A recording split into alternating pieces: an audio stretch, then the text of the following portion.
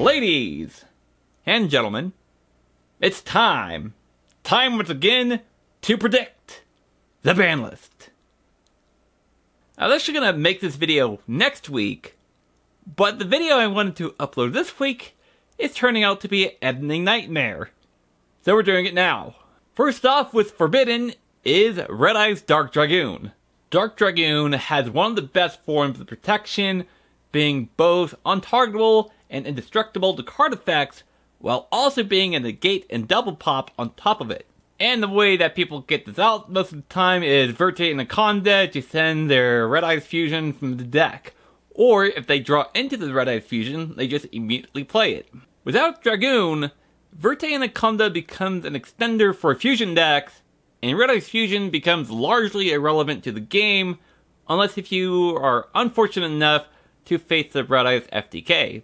This next card is going to be one that I don't think anyone else is going to call, and that's Simorgh, Board of Sovereignty. Why ban Simorgh?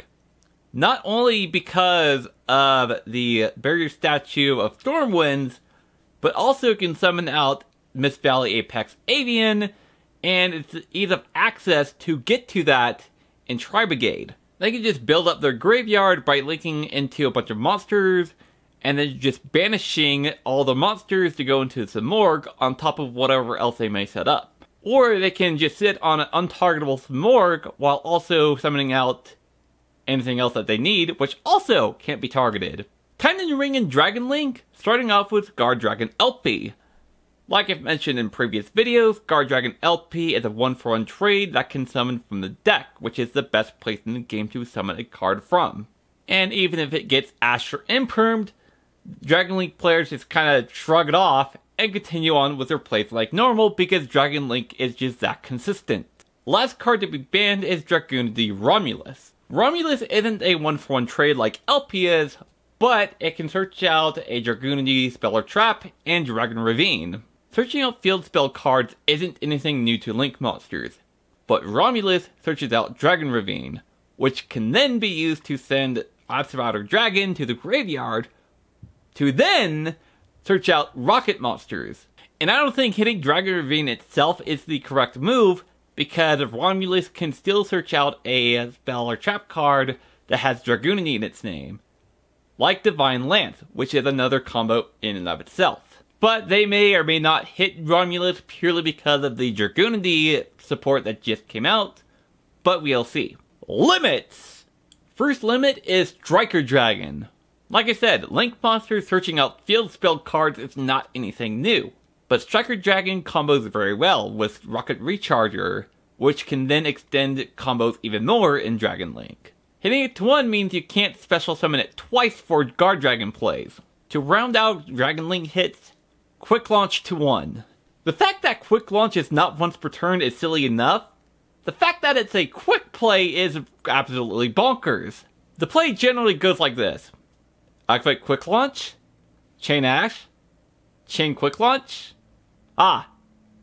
Okay. These last 4 hits should be enough to cut down Dragon Link's hyper consistency.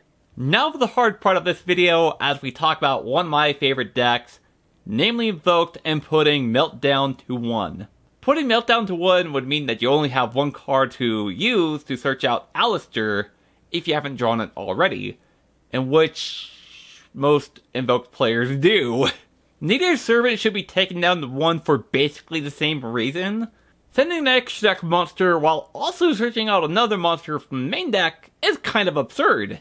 Mostly since you can just send Apollonie to then search out Schism, to then set and summon a Floodgate on the opponent's turn.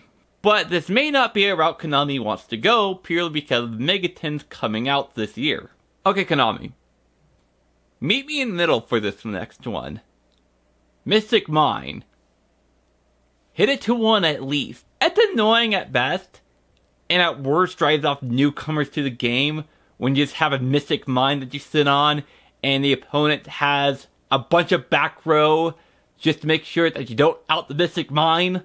Or when decks use it as a stall card until they win. Like Prank Kids, for example. I prefer Banned, but I'm an optimist and hoping that Konami will see that it's generally unhealthy for the game and hit it to 1 at least. And I see some people talking about there can be only 1 and hitting that to 1 as well. And I agree that that's also generally unhealthy for the game as well. There aren't decks that are built around there could be only 1, like Mystic Mine is. But I don't know, maybe I just haven't seen them. Miscellaneous Swords. Myst was brought back to 3 at the beginning of 2020 when they were hoping to promote Eternity Code at the slated date of April. But we all know what happened at the beginning of 2020. Even though Archosaur is probably going to get reprinted in the Mega 10s as well, I'm more confident in Myst being hit to 1 than Nadir Servant. But we'll see what happens. Semi-limits. The only thing I can really think of is bringing Called by the Grave back to 2. Let's just do that, since Konami clearly has no interest in bringing Crossout Designator to the TCG anytime soon. Finally, Unlimits. Red Eyes Darkness Metal Dragon is probably the only thing I can think of that Konami will be willing to bring back to 3. It's been errata to where you can only use it once per turn. It's fine. Did I miss anything? Let me know down in the comments. And while you're there, subscribe to the channel for more Yu-Gi-Oh! Content.